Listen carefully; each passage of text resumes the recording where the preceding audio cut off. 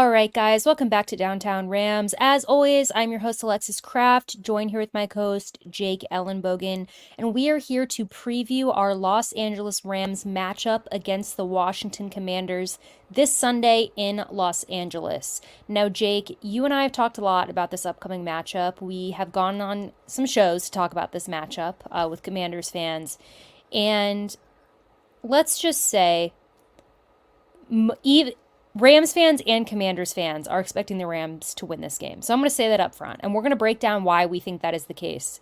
But you got a team like the Rams who've been hot. They've, with the exception against the Ravens game, although they did play very well, they lost in overtime, so I'm not going to totally discredit that as them losing momentum. I don't think that that's affected their momentum at all. You got a team like the Rams, really hot. They seem to kind of just now, these past few weeks, been figuring out how to make this offense work most effectively. You got Kyron Williams back. That's really amplified what this offense can do. The Rams are hot. You have a team in the Commanders who are on the exact opposite path. They have not been very good in general. They had kind of a moment where they were surprising some people. Sam Howell, I think, surprised a lot of people. Got some wins. Then they started regressing. Now they've got a ton of injuries, including their star running back, Brian Robinson, who is confirmed to be out this Sunday against the Rams. So it's just not looking good for the Commanders. It's not looking good. Jake, what do you think going into this game the Rams should do? I mean, how do you think that they attack this Commanders team? Well, I think the Rams just need to play their style of football. They're a better team. They're superior. Washington is down a pass rusher as well. James Smith-Williams is out. He was already the backup behind Montez and Chase Young before they trade him away. Look, this team has one win since trading those two away against the New England Patriots. Ever since it was 29-26 to Seattle.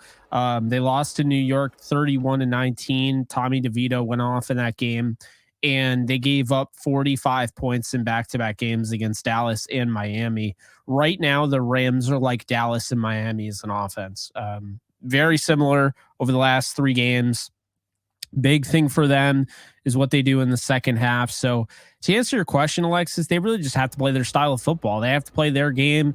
Washington has no business dictating how the Rams play. I can't stress that enough. If they want to run with Kyron Williams, they can run with Kyron Williams. If they want to air it out, they can air it out. We know what their weaknesses are, but why go into the game feeling like, wow, we really need to exploit this weakness, when in reality, this is a game you need to win. This is a game you need to win. This isn't, a trap game. A trap game would, signify the idea that this is a 10-win team. This is a team above 500, neither of which are true. This is a team below 500 that looks like one of the best teams in football right now, but they need to get back to that, okay? They need to literally show that on the record, because if they don't have that on the record, doesn't matter that, at the end of the year, there's no, lobbying to get in. There's not a committee.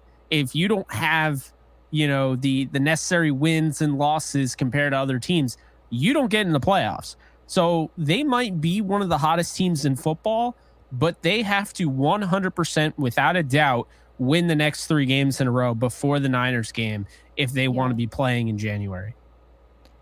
100%. And that's not just conjecture. I mean, you look at the standings, you look at the way that the NFC playoffs are shaking out. I mean, the Rams really cannot afford to lose the next three games. It would set them up to, and I think that you shared this number. I think right now they're 40%, 45% based off where everything stands in the NFC. If the Rams were to lose the next three games, I mean, probability for the Rams making the playoffs at all would just significantly drop, especially, as you mentioned, going against the 49ers in our last game of the season. But Jake, let's start this by talking about the offense, the Rams offense. Going against this Commanders defense, which, like you said, you can run against them, you can pass against them. Statistically, very bad. I mean, their secondary has been getting eaten alive by teams going up against them. They traded away their two biggest stars, Chase Young to the 49ers, Montez Sweat to the Bears. Kind of signified there that they not, maybe tanking isn't the right word, but they were willing to get rid of some of these key guys. And some Commanders fans think that even after the season, they're going to have another fire sale on defense. So, I mean, just not a very good defense.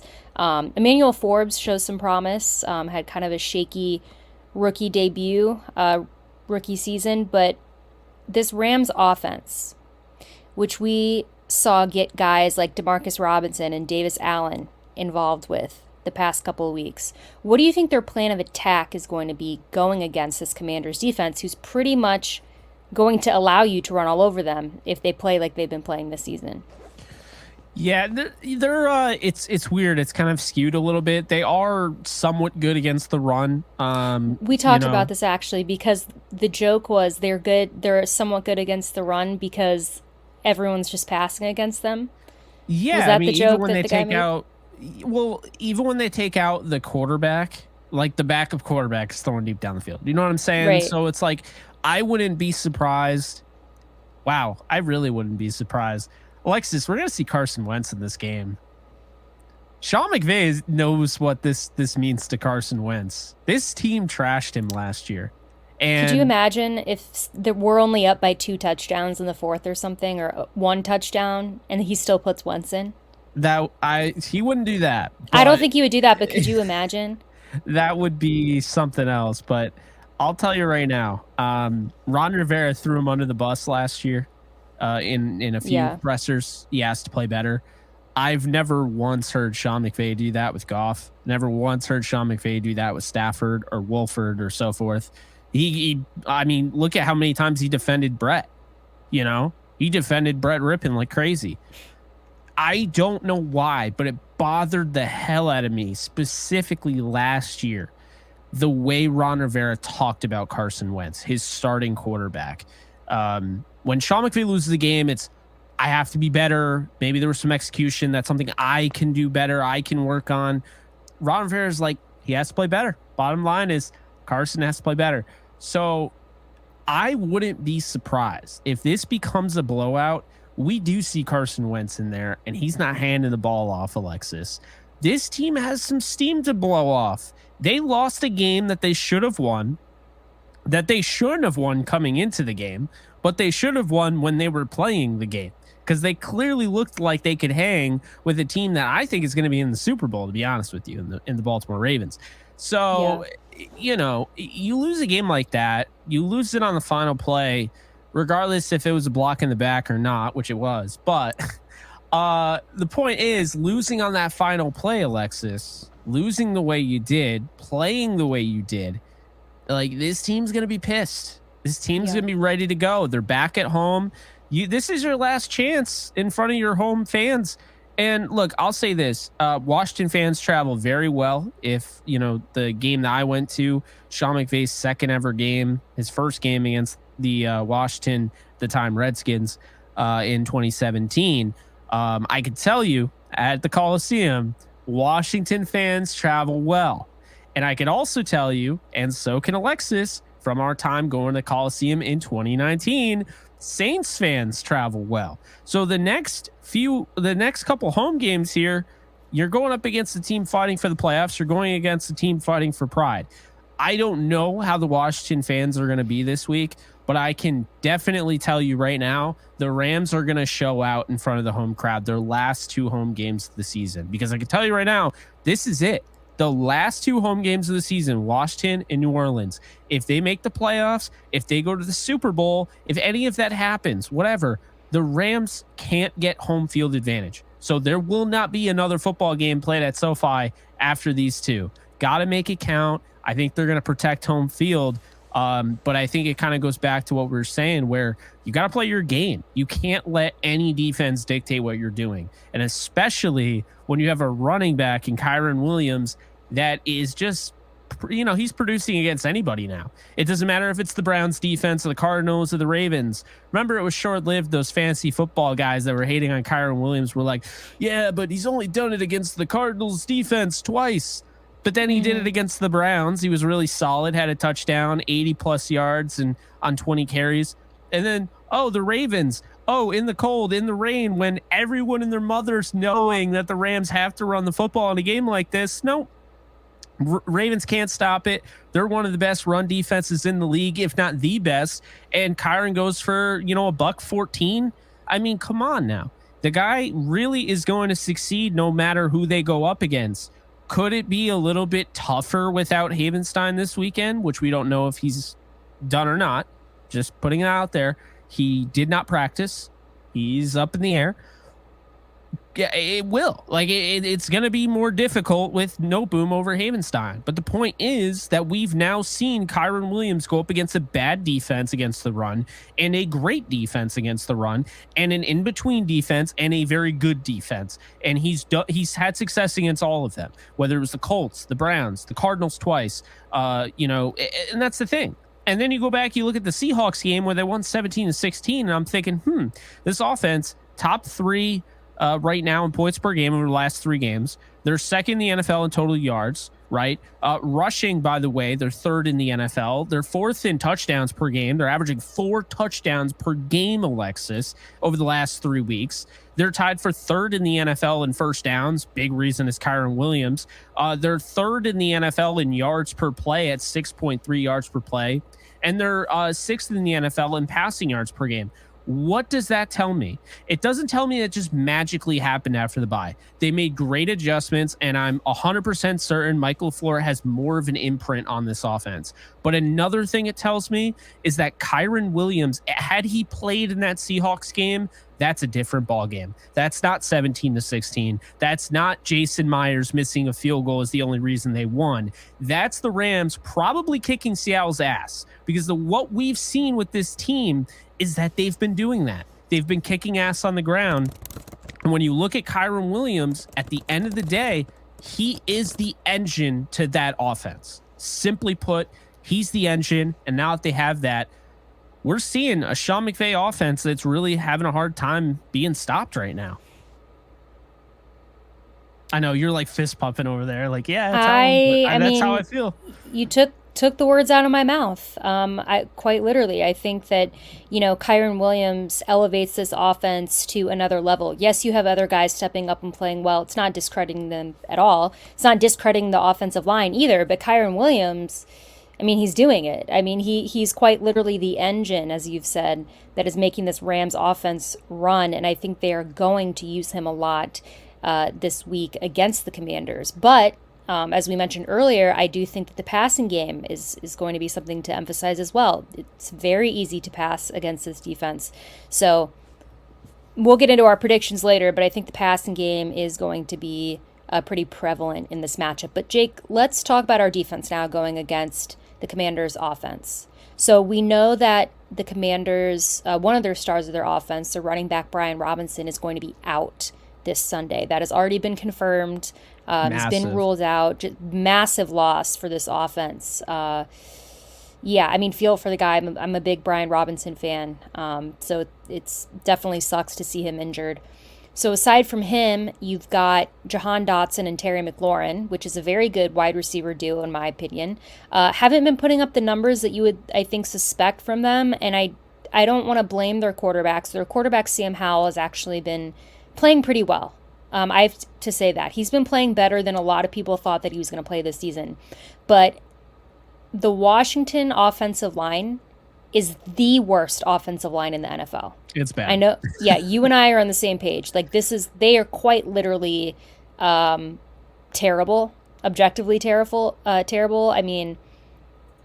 was trying to think of another word to use, which is why I kind of stuttered there. But yeah, just not doing Sam Howell any favors. I feel for him because we know what it's like when you got a quarterback that just can't escape the other team's defense.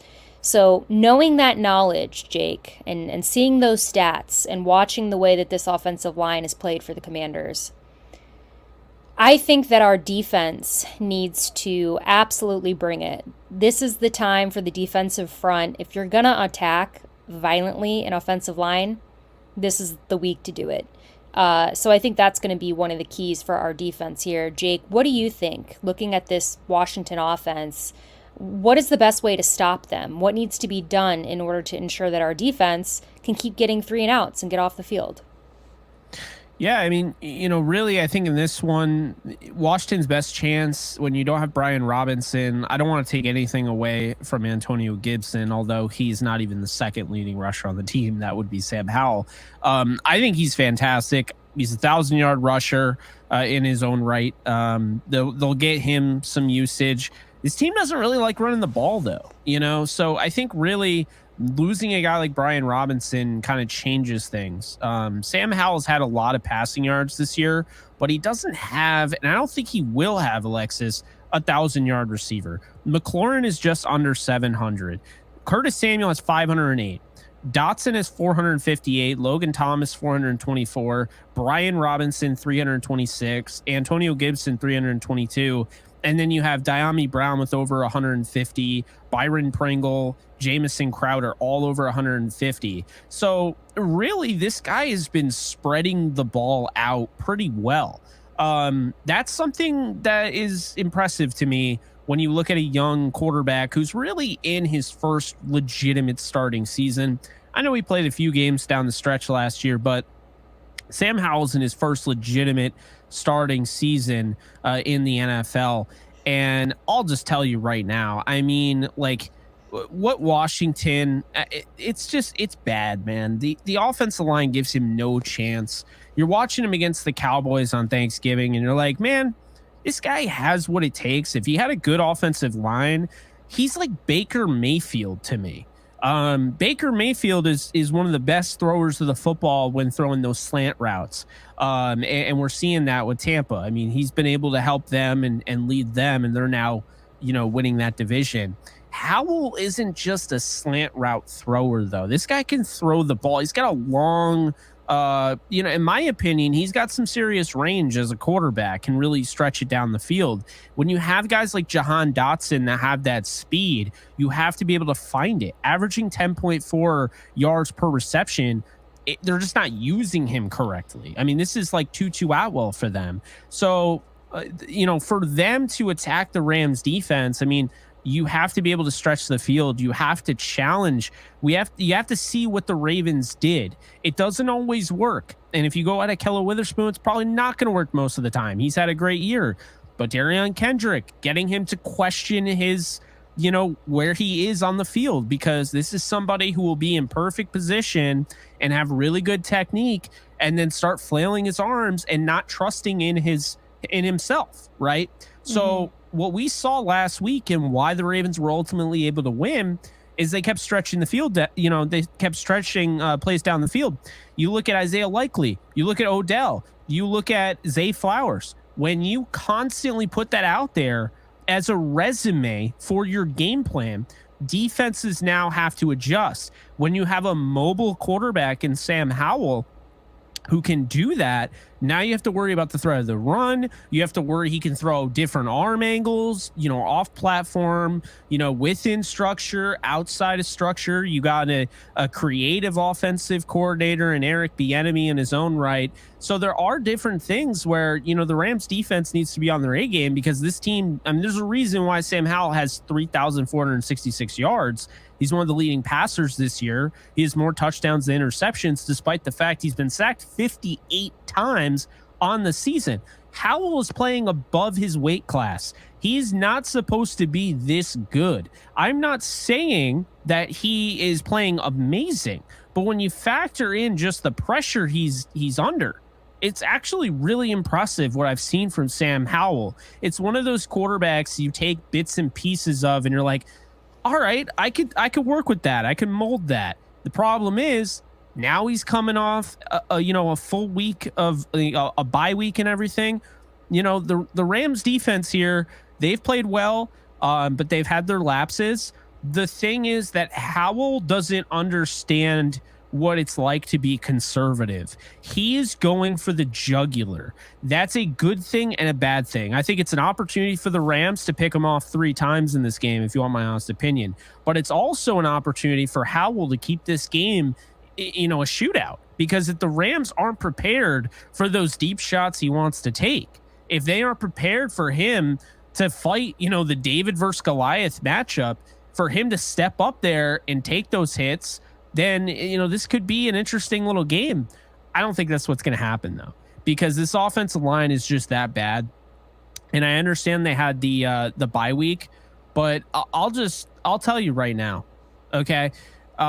When you look at this offensive line, it's getting worse as the season has gone on. They're getting worn out. That's not good. They weren't very good to begin with. So now that they're getting worn out, it's a problem here. And that's what Sam Howell is trying to overcome. And I think when you have Aaron Donald, and just this, it really is just kind of this paper mache offensive line right now. The Rams coming off a performance, which you might not even realize if you're watching this. They had 29 pressures on Lamar Jackson last week. 29. To give you an example, the Dolphins had 24 against the Commanders right before the bye. If the Rams put up 29 pressures on Sam Howell, like they did against, Lamar or more, I mean, this game could be a brutality. I mean, there's a chance this defense scores 2 defensive touchdowns. I think there's a legitimate chance where we see a lot of interceptions and, we see all of that. So that's what I'll say. Yeah, the defense is definitely going to get pressure. I think if everything goes how it should, this might be a really, really ugly game for Sam Howell. And it's not personal, Sam, but I'm rooting for it because I think that our defense has an opportunity to show what they're made of. And listen, I know that we keep kind of, downing on the Commanders, and anyone who knows us knows that's not what we're trying to do. We're not trying to sit here and make fun of them and, disrespect them in any way. They just are bad. They're just playing bad. And I think that, again, anybody who's watched the Commanders this season, especially the past few games, and knowing their situation with the injuries and their offensive line would agree with us. It's not looking on paper like it's going to be very good. Good for them. So as we get into our predictions now, Jake, for the game, I just wanted to let everybody know, again, this is the NFL, okay? Anything could happen. The Commanders could come out and win. And if that happened, that is, I think, says more about the Rams than it does the Commanders. I think that is, But again, it's not like it would be so crazy. It's the NFL. Any team can win. But I'm just really feeling like the Commanders are going to keep playing the way that they've been playing. And that way of playing has led Sam Howell to get hit a lot and not have a very fun time. So I hope that our defense can utilize that this game, and I think they will. But Jake, predictions. I'll let you go first. What are your 3 predictions for our Rams against the Commanders?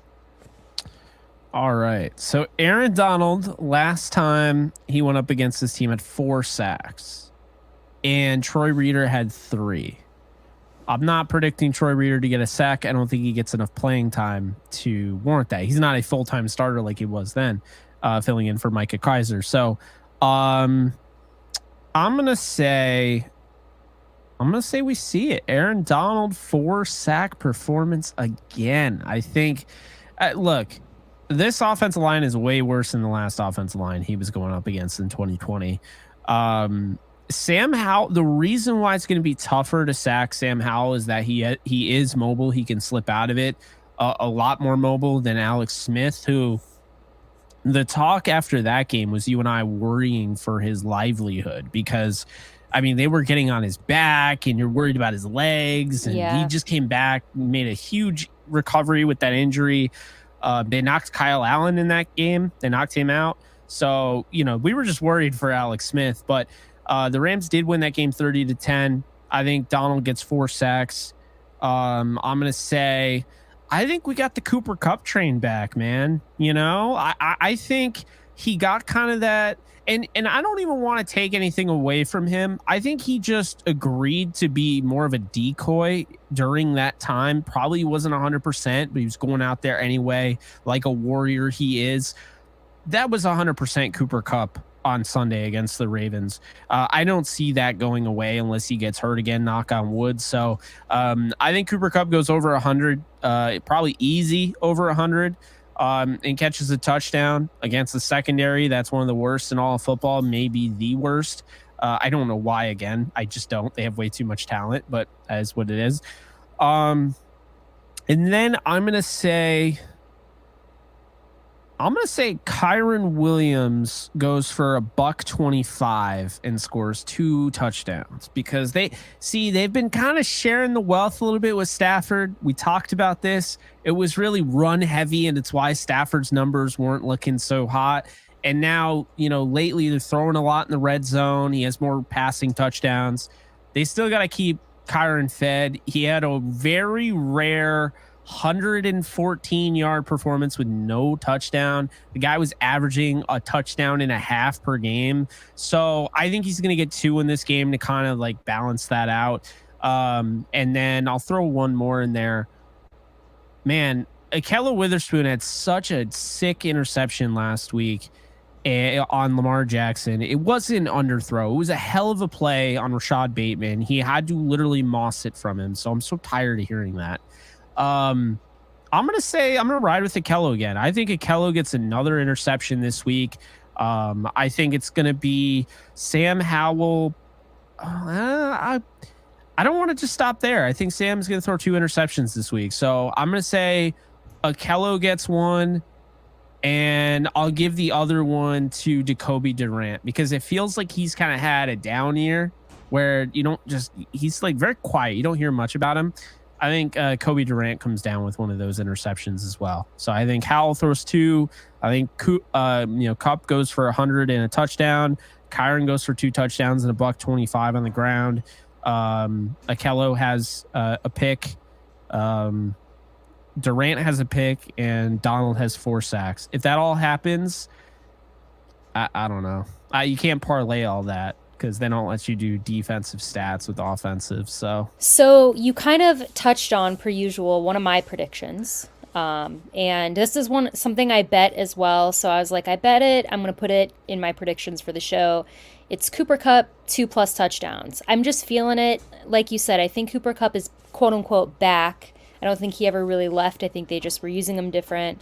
So yeah, I think 2+ touchdown game from Cooper Kupp incoming.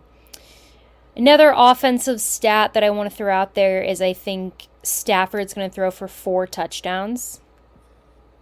Like I said, this Commanders secondary just not good against the passing game, and I think the Rams are going to be aware of that. It's Sean McVay. He loves the passing game. He is obsessed. So this is probably super exciting for him, knowing that he can go into this game and just throw for 2,000 yards. I don't know, something crazy. Defensively, I had 5 sacks. You said Aaron Donald 4 sacks. So if you're thinking he alone's going to get 4, I can't imagine what you think the team's going to do. But I think 5 sacks is what's going to happen defensively. Was that 3 predictions? Yes. My mind fills with like 10 at one time, and I was just wanted to pick my favorite ones. But yeah, those are my predictions for the game. Yeah, I hear you. I mean, I think, going back to your Stafford one, he's the only quarterback in the NFL right now that has thrown at least 3 touchdowns in 3 straight games. No quarterback in the NFL has done that over the last 3 games. Jordan Love had a shot, and then he met the Giants, and the Giants absolutely shut down that passing attack. So, yeah, Stafford stands alone. If he keeps up this streak, I mean, good Lord. Because we've seen when Stafford's in the zone and he goes nuclear, I mean, just look at the playoffs. The year they won the Super Bowl. I mean, he it was unstoppable, And so I think that's kind of a big deal there. But let's go to the score prediction here. Because I'm going to say this right now. I think you and I probably have the same thing.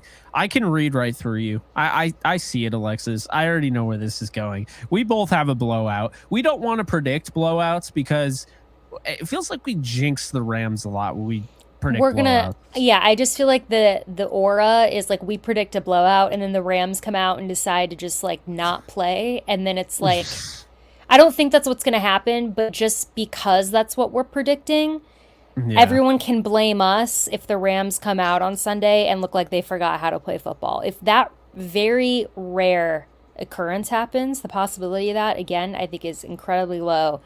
You can tweet Jake and I and say that it's our fault. I mean, hey, there's a lot going against the Rams in this game. Washington is terrible. They have no business winning the game. So, you know how football goes. That means they have a shot. Um, like literally nothing on paper would show that Washington should even win. It should even come within 17 of the Rams in this one. That's first thing. The second thing, Alexis, the Rams are 0-3 against teams coming off a bye. Washington's coming off a bye. The third thing is Sean McVay is 2-4 in Week 15 games all time. That's crazy when you think about it. And one of those Week 15 games was against the New York Jets. So they've gone up against their fair share of bad teams. History. That was the game that cost him Trevor Lawrence. Oh, yeah. Yeah, we never got a thank you from Jags fans, did we, for giving them Trevor Lawrence? I feel like we were owed a lot of praise from that fan base. I couldn't believe the Rams lost that game. It was I embarrassing. couldn't even fathom that. But yeah. Oh, so I have 38-13. Yeah, 38-13. I have 42-10. Yep. So I'm even same more logic. up there. Oh yeah, pretty much same point differential there. Yeah, I don't feel good for the Commanders. I'm not trying to beat up on them, but the way that team is trending and the way that they've been playing, especially the last 3-4 games, has just not been good. So I'm not optimistic for the Commanders, but luckily I'm a Rams fan. So I think that the Rams are going to be taking the W 42-10. And Jake, that's going to do it for us. Except for one quick thing. I was trying to read your face and I was like, you were either like wrap it up or you're like interrupting to add one thing, and I took a shot and missed. So one last thing, because I didn't put in predictions when it was obviously something I should have done. Commander Carson is going to throw a garbage time touchdown against Ron Rivera and then flip him off. And no, I'm kidding. But he's going to throw a touchdown, and that'll be the end of the game. There you go. Hey, if that happens, that's a very oddly specific. But if it happens, you'll get credit. Oh, are you from the NFL you a script? Time traveler? No, did you see the NFL script? Because that is a very specific scene that somehow you shouldn't know. I called a block punt the same week. I've never called a block punt before, and I got it dead on. True. So never mess with the Jake. So true. And on that note, guys, that's going to do it for us on this episode. As always, if you like what you hear, please like and subscribe. You can follow me on Twitter at the Alexis Kraft. You can follow Jake at Bogen. And of course, you can follow us everywhere else at Downtown Rams. And guys, we will be back to recap this game. But until then, as always, stay safe, take care, and go Rams.